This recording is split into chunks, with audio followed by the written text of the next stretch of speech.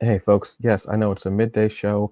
I'm here pre-recorded, but look, there is a lot to talk about today. We've got news, we've got comics, we've got a restaurant I went to that I want to tell you about. We've got events in person and online. There's award nominations. There's a lot going on right now.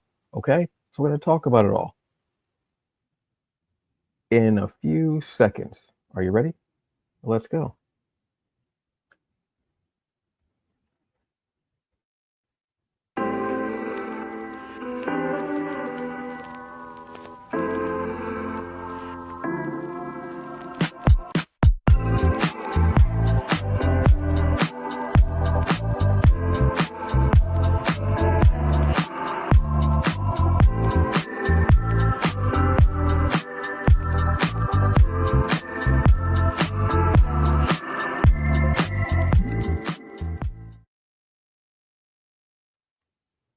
Hey folks, what's up? It is Antonio Pomares, aka The Hungry Bleak, the hungriest man in the room. You take that however you want, and welcome to the Hungry Bleak Show. Whew, yeah, so pre-recorded. Hope you all had a great holiday. If you do, hope you had time with your friends and your family, and it was a very good time for you, and showing what you're being thankful for and everything. But now it is Friday. We've got a lot going on here, there, everywhere. So let's get into it. So we've got some comic book news. Let's start with Boom, which is known as one of my favorite companies out there, obviously with their comics. One of their comics, excuse me, has actually been picked to be developed for a comic. Excuse me, for an animated series on Netflix, and this is the comic Grimm. This tells the story of a newly commissioned. I don't know if that's even a word for it. A Grimm who the comic starts out with her losing her scythe, and it goes from there. And her name is Jessica Harrow, and she has one of the few quirks about Reapers is that they all can remember their death. She doesn't remember her death, nothing about it, which is very odd, and she's constantly wondering what that means for her. And it goes from there. The story ends up becoming this really in-depth thing about kind of a think piece about life and what you're destined for, and kind of nature versus nurture as far as your parents. But I also look, you know, and I've talked about this before with comics, as I've talked about Grimm before.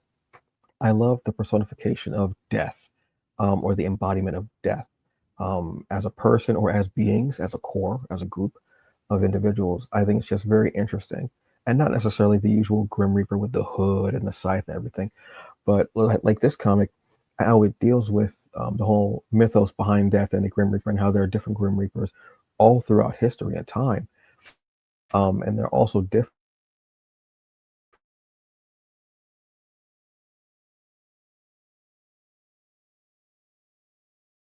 A black man who, a very long time ago, I want to say it was in New Orleans, and his death has to do with his lover, who is this white man. It was a very interesting storyline as well, and that's part of a very interesting story for him. I hope they actually give us more stories about him.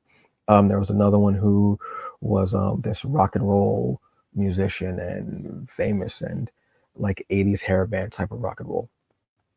And they're all very interesting. And we begin to find more and more about Jessica's past, why she doesn't remember her death, and why she is considered to be one of the special Reapers.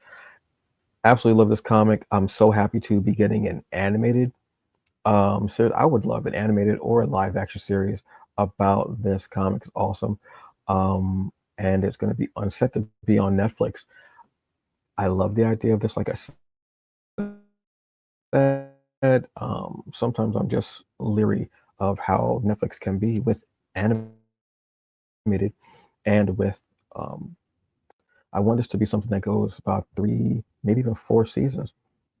Now, the comic just concluded a 25 issue run, which is phenomenal for them, over the span of a couple years. Absolutely had a great time with this comic. I have not read the last issue yet because I don't want it to be that real, but it will be. So, yes, I'm excited for this. I'm also excited for Stephanie Phillips. And I'm trying to remember the artist's name, Flaviano, I want to say. I believe the artist name is Flaviano. Yeah, because it's Phillips and Flaviano are the creators behind this, and they're also going to be credited as co-executive producers. I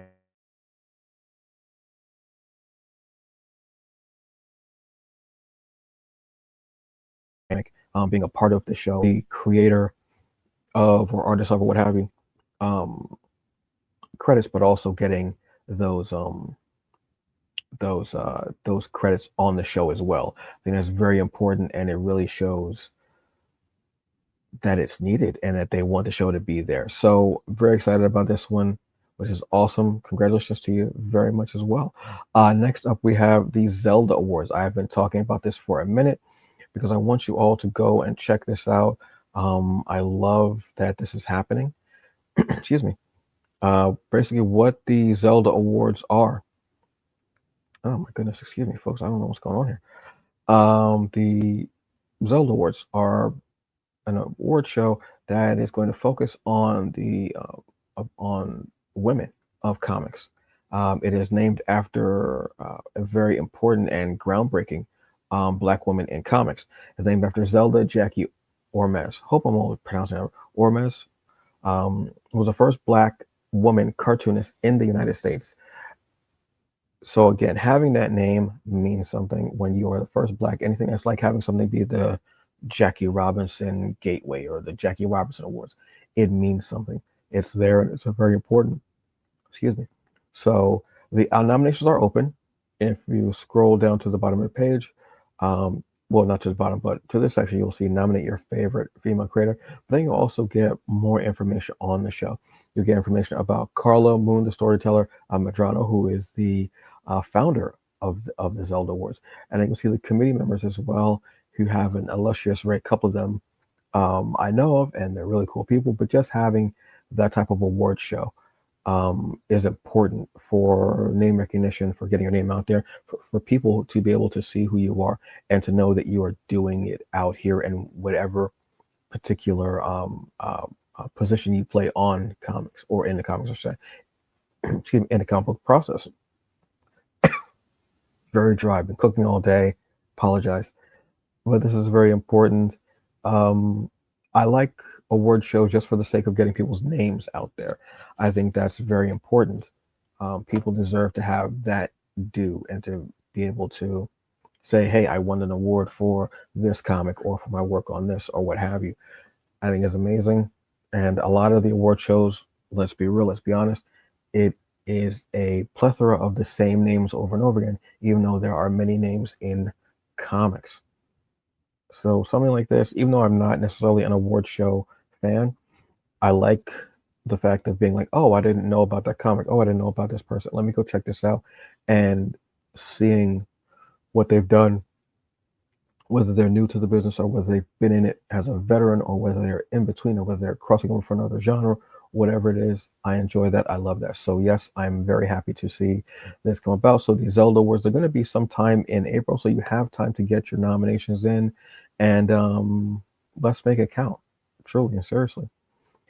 Next up is an event that's coming up, and that is for the Blerd Spot. The Blerd Spot, I had the absolute privilege and pleasure of being on a panel a couple years ago in the summertime for the Blerd Spot, and they were just awesome, awesome, awesome being there with them. So what they're doing now is they're going to have, excuse me, a night at the Manga Museum. I absolutely love the idea of this because when I was on the show, I was on a show that was comics versus manga or manga versus comics. Can't remember which one, which iteration it was. But it was so much fun, positive. We had a lot of fun, joking, everything. Nothing got serious or heated. That's why, sometimes I don't like to get into certain conversations. Excuse me. I apologize, folks. It's late at night, obviously, as always. And it doesn't, I don't like those conversations because they turn antagonistic. That's why I don't have a lot of conversations online about anime and, oh, I like this, I like that. I'm not doing it. I'm not doing that. I am absolutely not doing that. So, an event from the Blerd Spot, and this is also from Lit City Book Club as well, is preventing it. I think is an absolute gem and a joy. So this is going to be on December 3rd at 6 p.m. Eastern Standard Time. It's going to be starting. You can go to the event Bright, which is the link that I'm actually going to share in the comics in the episode description. Tickets are between $7.50 and $15. Get your ticket, and this is join us for a night of art, wine, and creative discussions with Black manga and comic book authors. Excuse me. There's going to be a lot of people there who want to have those discussions, but also want to have like creators there as well. I think it's going to be these really hopefully in-depth conversations where it's also still positive and connects with everyone, and everybody walks away with a better understanding or knowing names again that they didn't know of, or comics they didn't know of, or maybe this is their first time and they're diving in deep to comics and manga. Whichever way. I love excuse me, I love that the Blerd Spot is always trying to not just have something in your face, but they're always trying to have it be a conversation, a discussion, and getting people's ideas to flow. That's one of the biggest things about them is it's not just about them talking at you or just having people there for the sake of being or having people there. They love to have these conversations and to involve people in them and to have that interaction, that participation. That's very important. It's how we get ideas across. It's how we learn more about creators. It's how we learn more about the comics and what their thought process is behind a story. I absolutely love that. So yes, I'm always going to be down for something that they are doing just because they're dope people and I dig it. So yes, they're one of those organizations that I said I truly, truly look at and I go, yeah, I definitely want to see what they've got going on in the next however much time. Another one I'm always excited about for is Virtuous Con. Virtuous Con returns. It is going to be February 21st and 22nd. The tickets are actually on sale now. Get them early bird tickets. I don't know why I said get them early bird tickets like that, like I was talking about hotcakes. I have no idea what I'm doing anymore, folks. But yeah, this is something that I truly love about this show. It's an amazing show. I started during the pandemic, and its founder is Cerise Renee Murphy, award-winning best-selling author. And we have a return to this. Now, last year we did not have it, but this year it is coming back. And the focus of this year is the art of resistance. It is a turbulent time in our country, to say the absolute least. So getting the show to be about resistance, and sometimes just being Black and waking up in the morning and taking your first breath is resistance. Depends on the day. Some days you've got a little bit more in the tank, some days not so much. But either way, it's cool. But I love to see the fact that this is back. They're going to have they're going to have vendors. Obviously, they're going to have panel discussions as well. Some of the people that they've announced so far are David F. Walker, Eisner Award-winning writer, Anika Nani Rose, Tony Award-winning actress and author, Stephanie Williams, acclaimed, just one of she has a comic right now that's called Temporal, which I'm absolutely in love with. But that she's also got this new comic for Ignition Press as well. I think she might be, I'm not trying to say, but I think she might be my person of the year as far as in the comics industry this year. Everything she's doing and seeing the way that she's been going about it and just seeing her pop up more and more and more, I absolutely love. But one of the beautiful things about this is that, Virtuous Con is great if you still are leery of going into public spaces, or if you just don't like public spaces. If you just want to have something easier to be able to do, but you still want to be involved, Virtuous Con is great because it's virtual. It's right from your device, tablet, laptop, computer, phone as well. And it's so interactive as far as not just panels and such, but also with the actual creators when you're speaking to them at their virtual booths. It is one of the best events out there that I've seen, in person or virtual. I absolutely love the feel of it. So yes, great to have it back. Some of their sponsors are even DC, Wacom, Remo, Adobo, Otaku Noir, Best Jacket Press, Patron Hunt. I mean, amazing things as well. Like I've said, with Virtuous Con, you've actually had past workshops, which people have talked to you about the creative process, and it's a fun time. So please, if you can go and check out Virtuous Con, go check out online. You can get your tickets at early birds, so they're going to be gone very quickly because this is a really great event. Not having it last year just means that people are going to be really looking for it this year, which they damn right should be. All right. And next up we have is Neo Ichiban grows their library a little bit more. They don't know how to stop. They just keep going. Neo Ichiban, excuse me, is the newest of the digital readers for comics. All throughout whatever really companies they have, and they just keep growing more and more and more. Right now, they're having like a sale for Black Friday and Cyber Monday.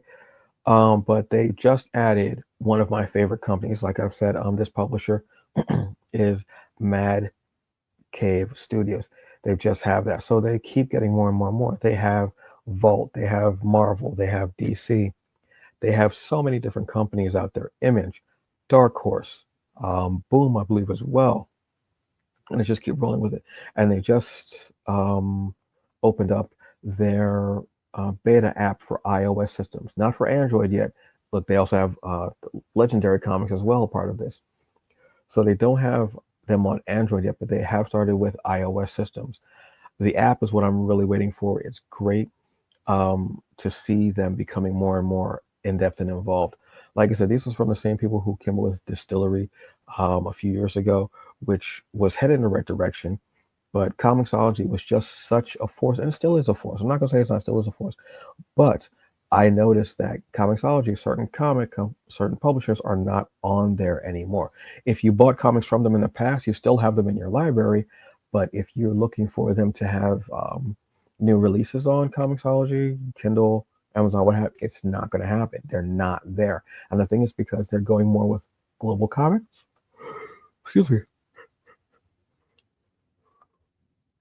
Excuse me, folks. I apologize again. They're going with global comics or Neo Ichiban. And I love this. I love having the competitor in there who is going to be more user friendly for readers or for publishers and for hopefully indie creators who are looking to get their feet wet and are looking to diversify their bonds, as we once heard on a show.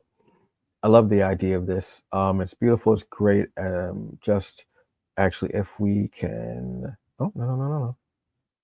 Let's go back for a second. I'm not looking for the sales. Oh, obviously, I am looking for sales. I shouldn't say that. But yeah, some of the things that they have been doing with their, I said, like now they're having their sales now, where they're having Black Friday and Cyber Monday sales, we up to 50% off on comics, obviously. Say why? It depends on the company as well and the title. They still have a lot of free comics as well, but then they have ones that you can pay for. You'll have your collection, everything. They have some of their select intro issues are 99 cents. That's absolutely ridiculous. And they give you new releases same day as comic book shops get them, as retailers get them, as the actual publisher wants you to get them. They have them on there. Their array is becoming bigger and bigger. I'm absolutely a fan of that. Going with companies like Mad Cave, but you can see Legendary is here. We have that going on. So we have Fiona Holmes, we have Annihilator, we have Bram Stoker's Dracula, we have Dune, we have Firebrand. So this is just a little bit of what we're going to be getting from this company. I'm just excited about this. Absolutely. You can see the array of comics that are here between the different companies. Like I said, IDW, Dark Horse, a little bit of everybody a little bit. That sense didn't really make any sense. That's fine. Don't worry about it. But yeah, this is exciting for them. I'm happy to see the company grow and prosper and do very well. Global Comics and Neo Ichiban are the two readers that I'm really banking on, unless someone else comes out, which is a total possibility. But the minute I heard about Global Comics, I said, "Bet I want to check this out." Absolutely love the the platform, and it's almost streaming type way of doing it, or borrowing, you could say, but I would say more streaming type way of doing it. But I also absolutely love Neil Ichiban and some of the new ideas and what Distillery was trying to do and what this is now becoming. Very interesting. Like I said, I'm excited for creators and how this can help them even more. All right, so let's actually take a look at this really quick. Yeah, so you would just go on. Let me see if I can share this with you really quickly.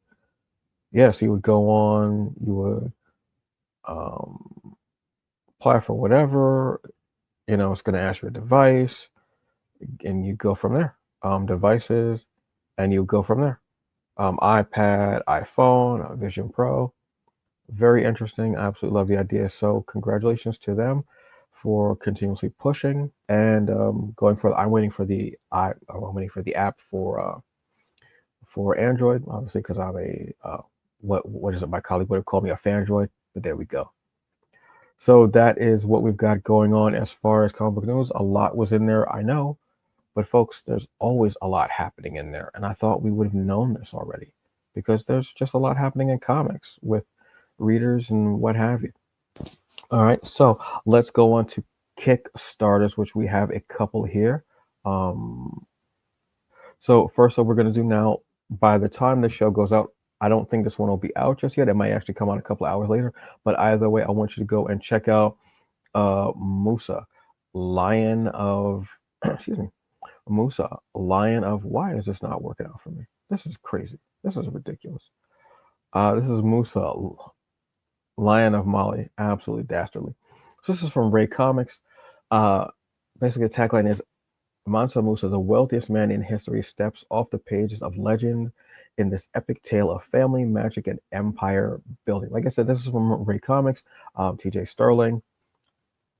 I mean, TJ's been on the show with numerous comics because there is a quality there, there is a commitment there, there is a definite standard there that Ray Comics exudes and always hits the mark. And every time I see TJ, I know he's got something new coming up to sleep. I ask him a couple of questions and see what's going on there. I got to see the preview of this at New York Comic Con, and like I said, I absolutely loved it. It looked beautiful, looks amazing. And if that was just the preview, so I know that there are going to be more touches that they're going to bring to this comic. I'm very excited about this. This should be releasing today. I'm not sure when, but what I want you to do is I want you to go and I want you to go to Kickstarter, type in Musa or Lion of Mali. It's going to bring it up. And I want you to hit notify. So they'll let you know either through the app if you have it or through your email. They'll give you a notification to let you know when it comes up. Again, 120-page story. I love when there's a mixing of historical figures and some type of fantasy story, or what, like basically historical figures, actual real figures being put into stories that, fantasy, horror, sci-fi, whatever it is. I'm always a fan of those stories because they're always done so well. And like I said, Ray Comics, there's quality there. There's a bar that's there, and they're one of the companies that when I see something is coming out from them, I know it is going to be above whatever I'm expecting. The quality is going to be there, and it's going to be on time. I mean, barring, life does happen, but it's going to be on time. It's going to be there, and it's going to be a fantastic ride of art and storytelling blending together. So yes, I'm definitely hip to that. So I'm waiting for this one. That is Musa, Lion of Mali. All right, so the next one up that we have is the Fox Chronicles 1 and 2. So absolutely loved the first one. This is, excuse me, this is for issue 2, but if you are catching up, go get it. This is for 1 or 2. Absolutely go into it. And this is from one of my favorite people, obviously, Robert Jeffrey II, and incredible comic book store owner of Games and Challenges and Games. I don't know why I can't remember the secrets that they go into. Tony Cade. The first issue was absolutely phenomenal. I loved it. It's a coming of age sci-fi fantasy type story which hit me. You literally start from like birth of our lead character and goes from there. The beautiful thing I love about this is that I'll be able to reread the first issue, which I want to do because I was a huge fan of it. Um, I love having um, black non-male characters in sci-fi or fantasy settings, especially sci-fi, because we don't have a lot, um, especially for to be lead characters. So this just makes me a fan of it even more. And it's in space, so I know it's Robert. Robert loves space opera, sci-fi, that type of arc, so I know it's going to be there. Tony Cade is a fan. He's a comic book aficionado. He's a store owner, so he's seen everything come and go. He knows the product very well inside and out. So to have these two people who've known each other for years, decades, I want to say, um, getting together for this project is absolutely wonderful. It makes me more of a fan. Oh, I like that cover. Excuse me. This is the main cover. The main cover might have to be my cover. I'm gonna be honest with you. Oh, that's okay. That's also Fritz Casasas. I hope I'm pronouncing the name properly. Um, I like that. I like that first one. That first one is really good. I love that first one. That's obviously Marcus the visual. I was about to say Marcus Williams. You can spot Marcus's art like a mile away, obviously. Uh Lavada E. O'Neill. Ooh, I like that too. Okay. Oh, a cover of just ass whoopings is always great. Von Randall. Outstanding. So yes, this is still going on. You've got 14 more days for this one. Let's get this one backed because it's just incredible. I absolutely love the first issue, like I said. Awesome. And with this one, you're getting 3+ pages full of excitement and intrigue. Autumn Fox is a great character. I'm excited to see where we're at in, let's say, 5 years with this character and everything that's going on. Having a couple of trades, maybe an animated series. I wouldn't be mad at that. Animated feature-length movie. Let's get it going. Why not? That's what it's all about. So yes, I'm excited. So go check out the Fox Chronicles 1 and 2 Kickstarter. It is definitely what you need right now. All right. Um, so that was everything for our Kickstarters. Wow, that was a lot, wasn't it? But we've got reviews as well, folks. I'm not stopping. We're not stopping. Won't stop. Can't stop. Maybe that's not the best time for that particular person, but what have you. We get the gist. There's a lot happening, and comic book reviews do not stop, folks. So what we have is we have Batman Static Beyond. This is from DC. This is actually an Elseworlds comic, which I did not realize that this was an Elseworlds comic, which makes me actually a little more excited for it. I'm gonna be honest with you. Even though I enjoyed the comic to begin with, because it's just awesome. This one, for some reason, the page will not turn. There we go. Yeah. So this is basically we got to see the really great tandem of Static and Batman in the Batman Beyond. No, or was it episode of Justice League? Can't remember which. I think it might have been Justice League, or it was Batman Beyond. But at a certain point, we get to see Batman Beyond to Terry McGinnis as a member of the Justice League of the Future, and it was a really cool, sort of great. And that's when it jumps into that same era where we get to see Terry McGinnis and an older Static. And Nicholas Draper Ivy is just amazing at what he does with the art. I actually want to go back. Let's see if I can go back. Perhaps I can. But what happens? Let me see if I can go back a little bit with this. Yeah. So this is. Let's see if we can actually make this bigger. Probably not. But what Nicholas Draper Ivy does with his art and the influence that he has, being a lot of like anime, manga, all that really plays into his style, especially with the action, which I definitely absolutely love. Um, the story begins to become not just about like the future, but also the what will be the word, the kinship between Static and Batman of the future, and how Static, even though Batman will always be Batman, Static is the older of the two and the more seasoned hero. So being a little bit of a confidant in there, but also going back and forth, um, kind of with their banter. And it's about the beginning of the story is basically there's the ship that they're trying to that's ship that they're testing out, and it's from Static's powers, everything being able to power it, and it's very very cool. And we go into kind of an unrest in the city where there's protesting against this particular new technology that is rooted in that ship, taking real world events, which we have obviously a plethora of reasons to protest and reasons to be upset about things. To take those and to place them into this comic, which is no small feat, I'm not surprised by that because of the creative team. What I love is that you see the heroes of the future as you did in that episode, but you also get a couple that you may not figure it out. One is Icon. I was not expecting to see him in here, but this being an Elseworlds tale, we can kind of go into that and include some Earth M characters since we already have Static. And we see them actually in space having this big battle, and we see the extent of, well, just a little bit, I won't say extent of Static's powers. Then we're back on Earth and we see Terry McGinnis's side.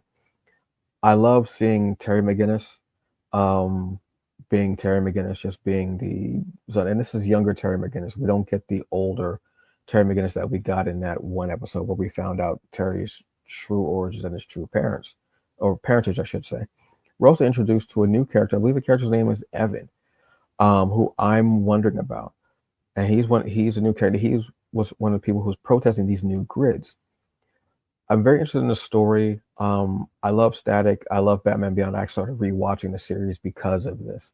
I actually read White Knight Beyond because of this. I didn't know if it was going to touch upon that as well. So I was like, let me get ahead of everything and just get there. The art is just always Nicholas's art is great. We see the Jokers in there as well. If you have a Batman Beyond story, you got to have the Jokers in there. Absolutely. I've just had a huge fun time with this one, and it's beautiful, like you would expect a Batman Beyond comic to be. Let me actually see if I can actually do this in a better way. Probably not. No. Yeah, that's okay. So yeah, this is a win. This is going to be a limited series. I don't think this is going to be ongoing.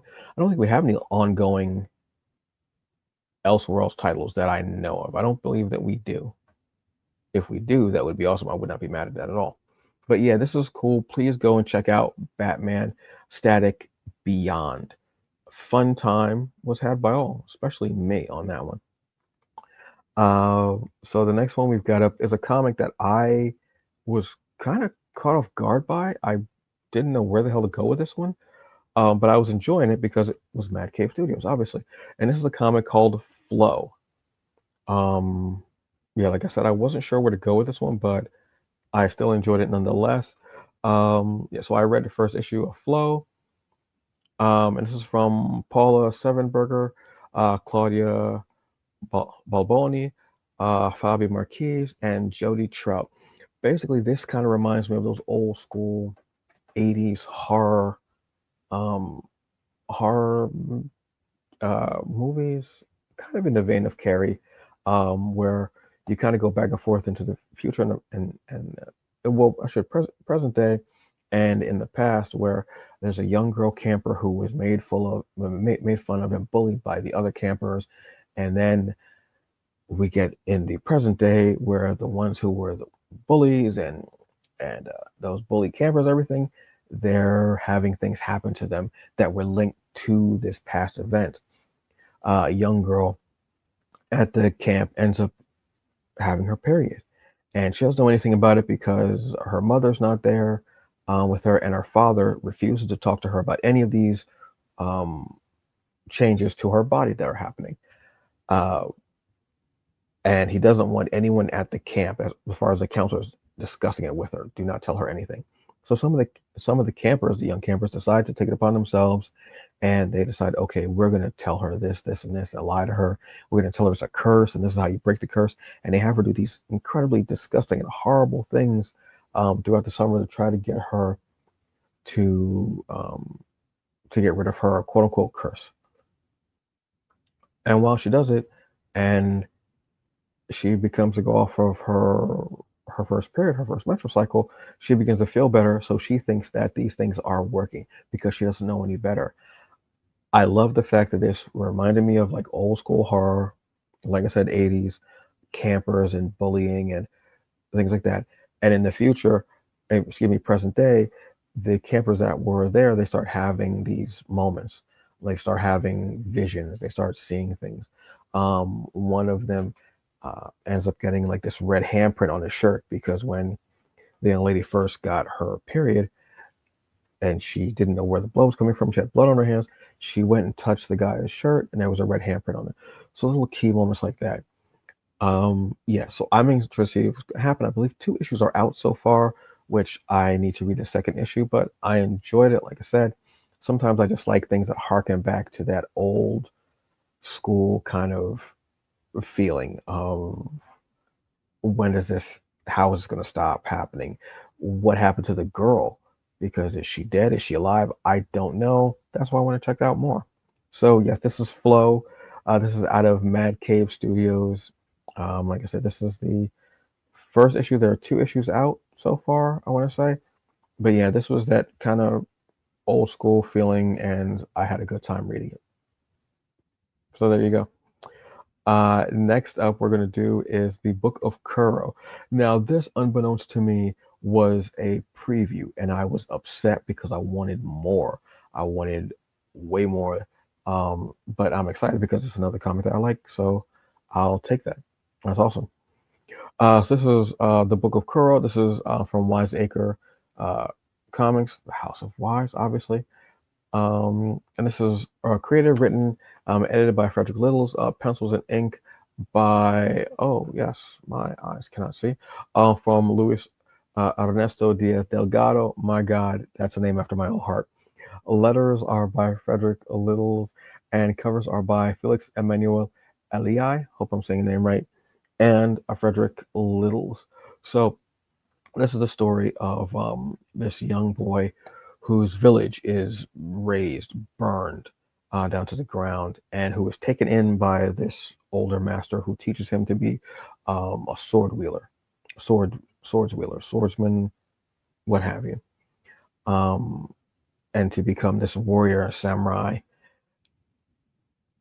I love the training montages, but this has one of the best lines I've heard on, and it is, if you zoom in on this, years turn into scars. Because you know how we usually have a line that says minutes turn into hours, hours turn into days, days turn into weeks, weeks turn into months, months turn into years, what have you. I love that years turns into scars. Might be my favorite comic line of any comic book this year. I'm going to be honest with you. The art, I love the black and white. Absolutely. It speaks to me more than color would. The action in the sparring scene is fast and furious manga style, which I love. Anime style, I could definitely feel and see this if it was animated. Character designs are beautiful. Love the definition in the muscles as well. The clothing, absolutely love it. Feeling it. I want to see where this is going because I'm diving and taking in so much anime now that reading a manga, which I don't read manga very much, again because of my problem with having to read from right to left, throws me off for some reason. I can't do it. Sorry, I've tried. Fell in the dumpster and somehow, I don't know, it's crazy. Anyway, but I love the fact that this was so poignant, and when he loses the bout to his master and he's not feeling as well, and he's feeling very down on himself, and how the master helps to pick him up and raise him up and to think of himself more. I had a great time with this. One of the things that I also saw as well, which was interesting, is a panel where there's like a wanted poster for Kuro. And when they draw him as a demon, almost as a black demon. That kind of spoke to me. because of how people would have seen someone who was black, dark skinned, who they're not used to seeing. It spoke to me, and I was like, "Oh, that's hateful." But I was like, I can understand why they would do it because of the skin color. Not cool though. But I do love this image here. I love this image of strolling down the street, feeling himself, is feeling pretty good. It's all right. Got stride, the flow is there. I love hoods and masks. Absolutely a fan of hoods and masks. Explains a lot of my taste. Um, and him hiding out because there's a bounty on his head. And when they're looking at this Warner poster with him almost dressed up as like almost like a as a demon, um, it made it hit like, oh, these three bounty hunters are gonna be tearing him up. But that was just a preview, and I didn't know that. And I was like, oh, damn it. So I'm excited to see more of it. This is some of the art and the character designs as well. Absolutely beautiful. So this just gives you an idea of there's more to come in this world. So yeah, I'm excited for this one as well. I would love to read more of this because absolutely, again, the character designs are just absolutely breathtaking. Look at the snakes and the coloring. Absolutely, yeah, yeah.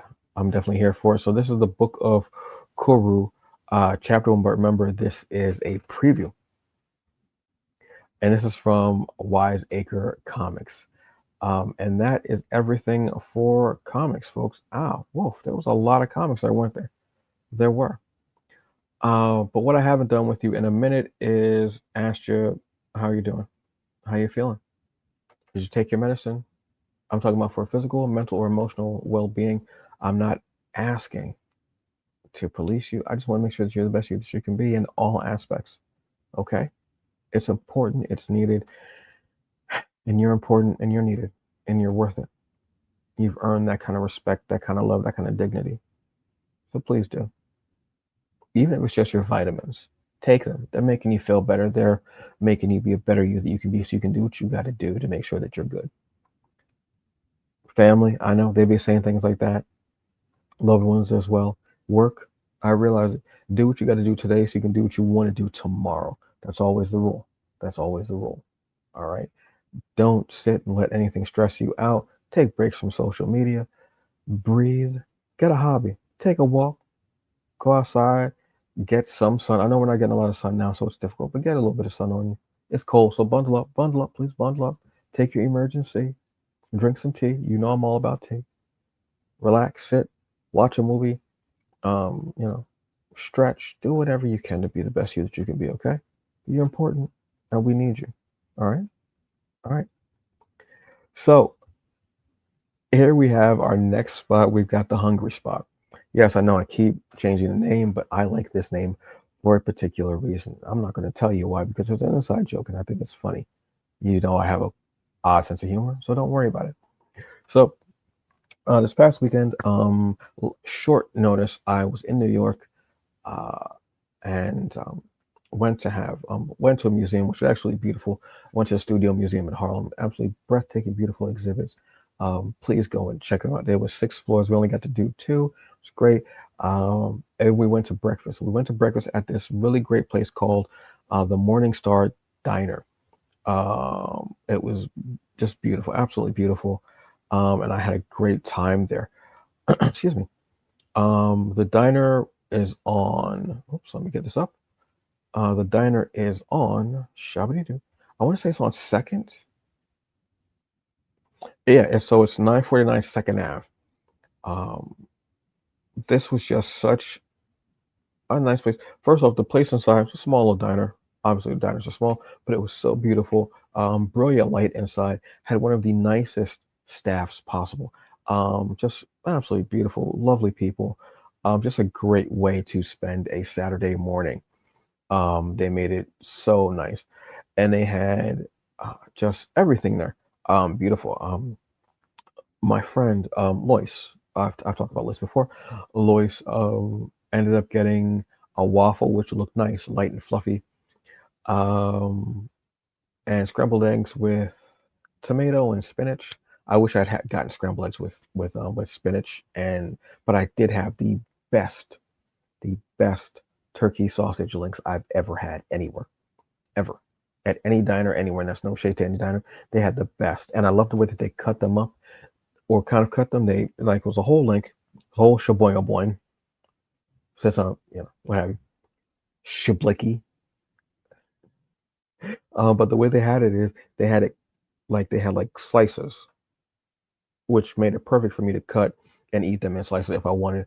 Or I could have just thrown the whole thing down my gullet, whichever way would have worked. They had a special syrup there as well, glass bottle, so I know it's special. Syrup, mm, I liked it, but not as much as I would like, say, like a Mrs. Butterworth or what have you. I'm a regular guy, I know. Pancakes, unfortunately, pancakes were a little dry and flat, which was odd to me. Y'all know I always judge a diner by its pancakes. Um, as you can see, the picture here of the pancakes, they were not that flexible. I think maybe they were just having an off day. I don't know, but I absolutely loved the scrambled eggs and I loved that sausage. Like I said, somewhere in New York, somebody just said, "Hey, yo, that's crazy, guy. Yo, relax, relax." But no, the sausage was good. I enjoyed the sausage. It was a delicious, juicy sausage, bursting with flavor. I don't care. And so, yes, I would definitely go back again. I want to give the pancakes another shot because the environment there was just so cool. And even like maybe a block or two away, there was like this little waterfall, perfect zen spot to go in maybe warmer fall or in the summertime. It's hot, water, beautiful. Absolutely love it. So the Morningstar Diner, definitely a go-to. Like I said, it's on 949 Second Avenue, I believe was the address. Let's double check that, folks. Let's go back to that beautiful bean footage. I don't know what that means. I apologize. Um, Terrible. Yes, 949 Second Avenue in New York. It's amazing and it's great, and I loved it.